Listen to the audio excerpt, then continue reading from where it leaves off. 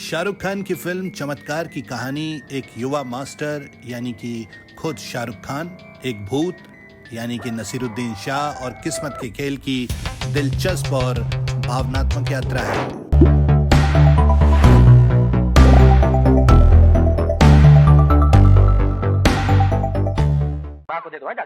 विजय शाहरुख खान एक ईमानदार, होनहार और आदर्शवादी युवक है जो अपने गांव में मास्टर यानी कि टीचर बनना चाहता है। उसका सपना है कि वो गांव के बच्चों को पढ़ाए और समाज में बदलाव लाए। उसका सबसे बड़ा सहारा और मार्गदर्शक है उसका कॉलेज का प्रिंसिपल, जो उसके लिए एक पिता जैसा है। विजय को प्रिंसिपल पर अटूट विश्वास होता है, इसलिए जब प्रिंसिपल उसे शहर जाकर नौकरी करने और कुछ पैसे कमाने की सलाह देते हैं तो वो बिना कोई सवाल किए शहर चला जाता है। लेकिन शहर में विजय के साथ धोखा होता है। प्रिंसिपल जिस पर उसे पूरा भरोसा था वही उसे धोखा देता है। उसके नाम पर लोन लेकर भाग जाता है। विजय न घर लौट सकता है न किसी को मुंह दिखा सकता है।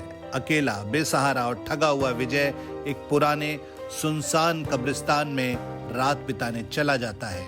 यहीं से कहानी में आता है एक नया मोड़। विजय की मुलाकात होती है एक भूत से। जी हाँ, सही सुना आपने, ये भूत है मार्को यानी नसीरुद्दीन शाह। मार्को एक पुराने जमाने का गुंडा था लेकिन दिल का अच्छा इंसान था। उसे उसके ही दोस्त और साथी किशन ने धोखा देकर मार दिया था। मरने से पहले मार्को ने एक कसम खाई थी कि जब तक वो अपने दोस्त किशन से बदला नहीं लेता उसकी आत्मा को शांति नहीं मिलेगी। लेकिन मार्को को एक इंसान चाहिए जिससे वो संवाद कर सके, बातचीत कर सके, और वो इंसान बनता है विजय।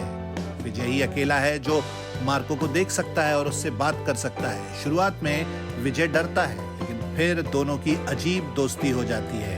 एक जिंदा इंसान और एक मजाकिया सिद्धि भूत। मार्को विजय से कहता है कि अगर वो उसकी मदद करेगा तो वो बदले में उसकी जिंदगी को सुधारने में मदद करेगा। विजय, जिसकी दुनिया उजड़ चुकी है, मार्को के साथ मिलकर एक नया रास्ता खोजने की कोशिश करता है। फिर कहानी जाती है गोवा, जहाँ किशन अब एक बड़ा और इज्जतदार इंसान बन चुका है लेकिन उसकी सच्चाई छुपी हुई है। विजय और मार्को मिलकर उसकी सच्चाई सबके सामने लाने की योजना बनाते हैं। गोवा में विजय की मुलाकात होती है अनीता यानी उर्मिला मातोंडकर से, जो एक होशियार और आत्मनिर्भर लड़की है। धीरे धीरे विजय और अनीता के बीच प्रेम पनपता है लेकिन विजय को अपनी सच्चाई और अतीत का डर सताता रहता है। मार्को और विजय मिलकर किशन की पोल खोलने के लिए प्लान बनाते हैं। मार्को की मस्ती और टपोरी अंदाज से कई कॉमिक सिचुएशंस बनते हैं। कभी वो किसी को डराता है, कभी विजय के जरिए लोगों से मजाक करता है। आखिरकार विजय सबके सामने किशन का असली चेहरा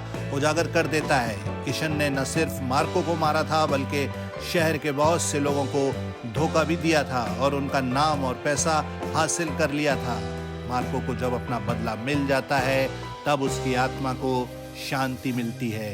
एक इमोशनल विदाई होती है। मार्को अपने खास स्टाइल में विजय को अलविदा कहता है। विजय की जिंदगी एक बार फिर से पटरी पर आ जाती है। उसे नौकरी मिल जाती है, अनीता उसका साथ देती है और फिर से अपने गांव लौटने की तैयारी करता है। लेकिन इस बार वो टूटा हुआ नहीं बल्कि मजबूत और आत्मविश्वासी इंसान होता है। कहानी दोस्ती, मस्ती, विश्वास और धोखे की खूबसूरत मिसाल, जिसमें एक भूत एक जिंदा इंसान की जिंदगी बदल देता है। तो ये थी फिल्म चमत्कार की कहानी। अगर आपको ये कहानी पसंद आई हो तो हमें लाइक करना ना भूलें और ये भी जरूर बताएं कि वो अगली कौन सी फिल्म है जिसके बारे में आप हमसे जानना चाहते हैं। कमेंट करके बताइएगा जरूर।